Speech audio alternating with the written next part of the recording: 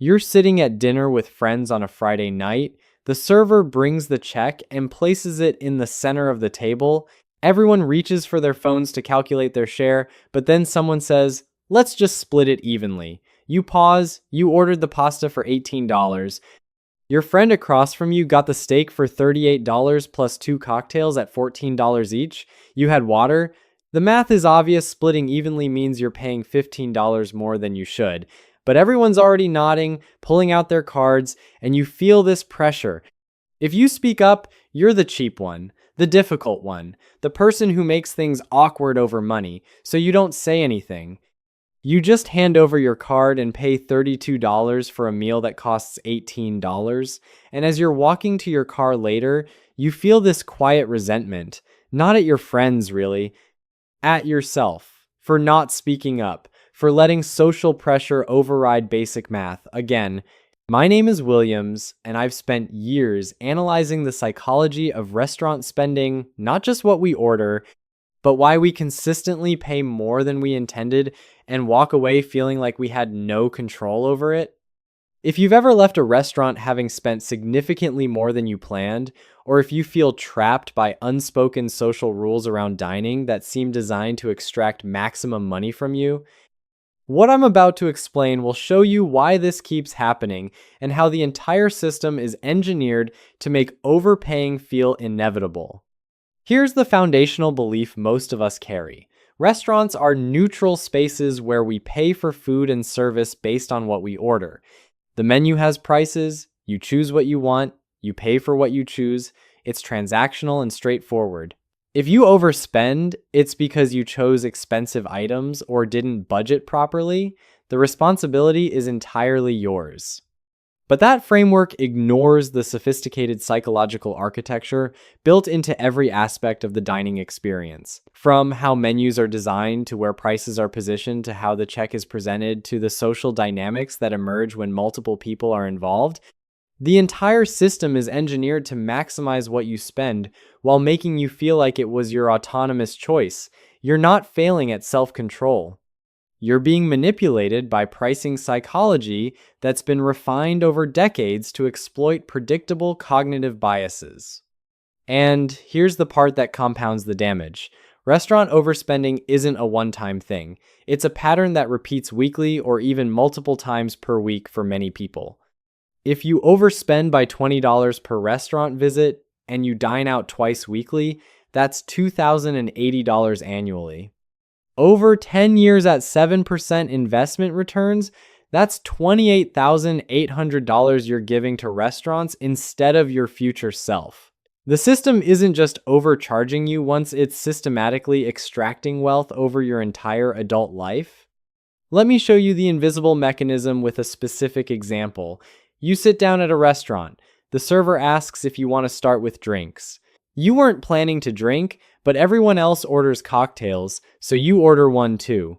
Social conformity, you don't want to be the only one abstaining. That's $12 you didn't budget for. Then appetizers. You're not hungry enough for an appetizer, but the table decides to share a few. You're now committed to $8 to $12 of your share.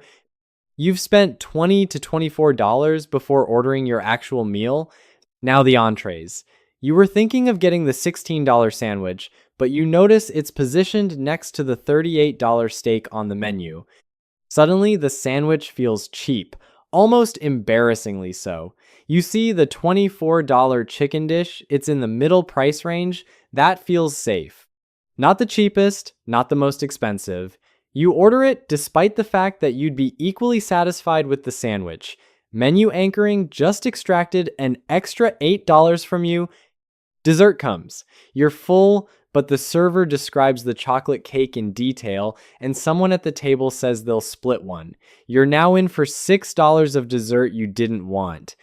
Then the check comes, and rather than itemizing, someone suggests splitting evenly. You've ordered $42 worth of food and drink. Your share of the split bill is $58. You just paid $16 for other people's consumption because challenging the split would create social awkwardness.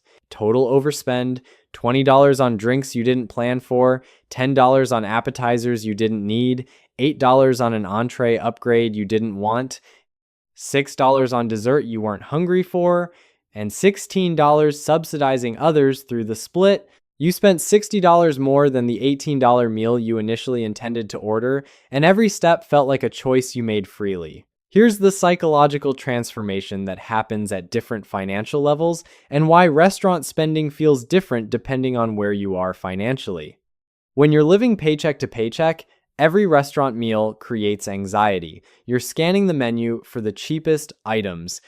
You're calculating what you can afford while trying not to look like you're calculating. You order water when you'd prefer a drink because you can't justify the $4. The meal is tinged with stress because you know this $25 is coming out of a budget that's already stretched. You're in scarcity mode, and it makes the entire experience feel constrained. Then your income increases. You get a raise, a promotion, a new job. Suddenly you're earning $15,000 or $20,000 more annually, and the first place this shows up is restaurants. You stop scanning for the cheapest item, you order the drink, you say yes to appetizers, you don't flinch at the $28 entree. The mental freedom feels incredible. You can finally enjoy dining out without the constant calculation. But here's what actually happened. You didn't become wealthy. You just moved from scarcity mode to leakage mode. The anxiety is gone, which feels like financial progress. But the discipline is also gone. You're now spending $60 to $80 per restaurant visit instead of $25, and you're dining out more frequently because it no longer feels stressful. Your restaurant spending has tripled while your income increased by maybe 25%. You've converted your raise into higher consumption rather than wealth building. You feel richer, but your savings rate hasn't improved. You've just upgraded the category where money disappears. Let me show you what this costs over time with realistic numbers. Consider someone earning $65,000 who dines out twice weekly, spending an average of $35 per visit. That's $3,640 annually for restaurants. They get promoted and now earn $85,000. Their restaurant spending increases to $75 per visit 3 times weekly. That's now $11,700 annually, an $8,060 increase.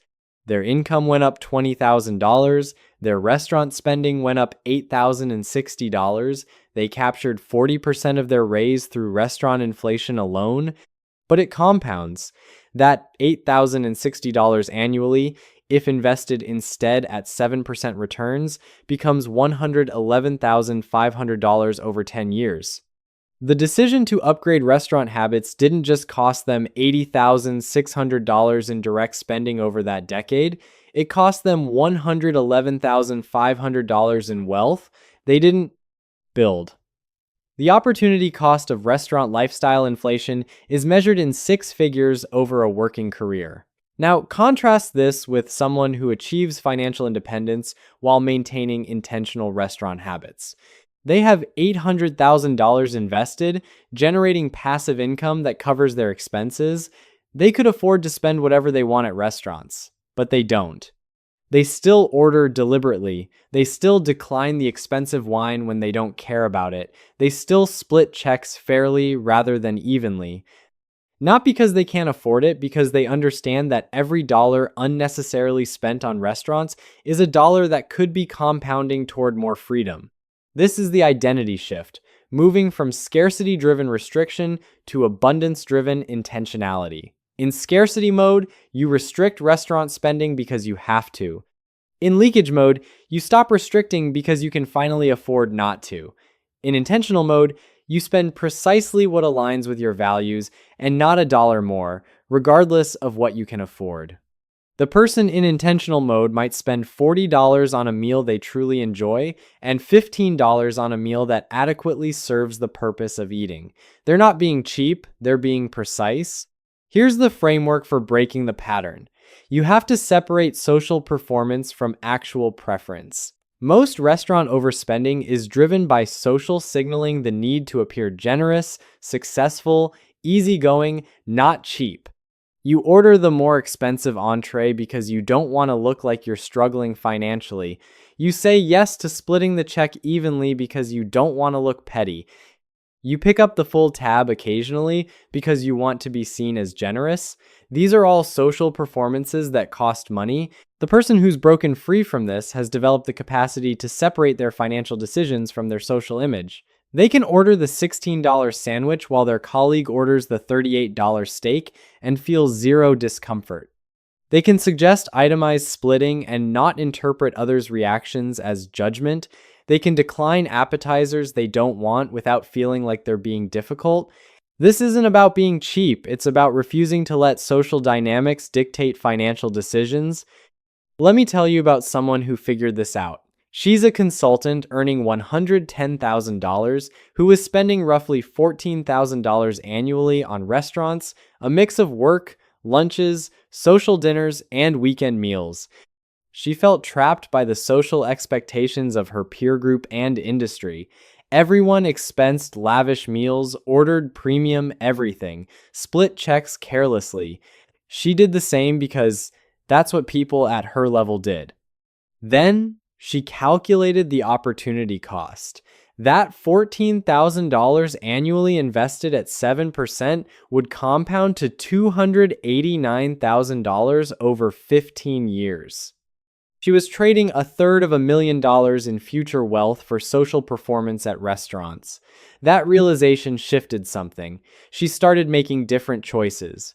She brought lunch most days, saved $4,800 annually. She ordered intentionally when dining out, choosing based on preference rather than price signaling, saved $3,600 annually. She politely insisted on itemized splits, saved $2,400 annually. Total annual savings, $10,800. Her peers noticed. Some made comments. She didn't care. 15 years later, she has $223,000 invested from restaurant optimization alone, money that would have been converted to meals she barely remembers. Her colleagues, who maintain the expensive restaurant habits, they're still working full-time because they need the income. She's transitioned to part-time consulting because her investment portfolio covers most of her expenses. Same starting income, radically different outcome based purely on restaurant discipline. Here's the warning. When you start optimizing restaurant spending, don't treat the savings as extra money to spend elsewhere. That's the trap. People cut restaurant spending by $400 monthly and immediately upgrade their streaming subscriptions, buy more clothes, increase their car budget. They've just reallocated consumption rather than building wealth. The savings need to be automatically invested before you can spend them, or you'll unconsciously find other ways to consume them. The person who successfully optimizes restaurant spending automates the difference into investments immediately. If they were spending $1,200 monthly on dining out and they cut it to $600, that $600 goes directly to their brokerage account on payday. They never see it. They never have the chance to spend it on something else. The automation ensures the optimization actually builds wealth rather than just shuffling spending categories. Here's what I want you to understand. Restaurant overspending isn't about lacking discipline or being irresponsible. You're operating in an environment that's been psychologically engineered to maximize extraction. Menu design, pricing anchors, social dynamics, splitting conventions, all of it is optimized to get you to spend more than you intended while feeling like it was your choice. Understanding the system is the first step to opting out of it. Start tracking what you actually spend on restaurants monthly. Not what you think you spend, what you actually spend. Most people underestimate by 40 to 60%. Once you have the real number, calculate what investing that amount would become over 10 years. Make the opportunity cost concrete and visceral. You're not choosing between a $65 dinner and a $30 dinner. You're choosing between a $65 dinner tonight and $850 in your investment account in 10 years. Different decision framework. Then develop the social confidence to order based on preference rather than perception. The $18 pasta is a perfectly acceptable choice even when your dining companion orders the $44 seafood platter. You don't need to justify it or apologize for it. It's what you want. Similarly, develop the confidence to suggest fair check splitting. I had $32. what did everyone else have? This isn't rude, it's accurate. The person who suggests uneven splitting to subsidize their expensive order is the one being rude, not you for declining to subsidize them. Your restaurant spending should reflect your actual food preferences and social values, not your need to perform financial success or avoid social discomfort. Once you separate those things, your spending will drop dramatically without any sense of deprivation because you'll only be paying for what you actually wanted in the first place. The restaurant industry has sophisticated systems designed to part you from your money, menu psychology, social pressure, splitting conventions, upselling techniques, all refined over decades to maximize revenue per customer. You can either accept this as normal and continue overpaying, or you can understand the system and make conscious choices that serve your financial goals rather than the restaurant's revenue targets. The person who overpays at restaurants isn't morally worse than the person who doesn't. They just haven't learned to separate social performance from financial decision making. They're still letting group dynamics dictate individual spending. They're still ordering based on what feels appropriate given the setting rather than what they actually want. They're still treating restaurants as neutral when they're actually highly optimized persuasion environments. You can break this pattern. You can become the person who spends precisely what aligns with your values and not a dollar more. You can develop the social confidence to order the cheapest item on the menu if that's what you want, and split checks fairly even when others prefer the subsidy of even splits. You can redirect thousands of dollars annually from restaurants to investments without any reduction in actual life satisfaction because you were never getting value from those extra dollars anyway, you were just performing.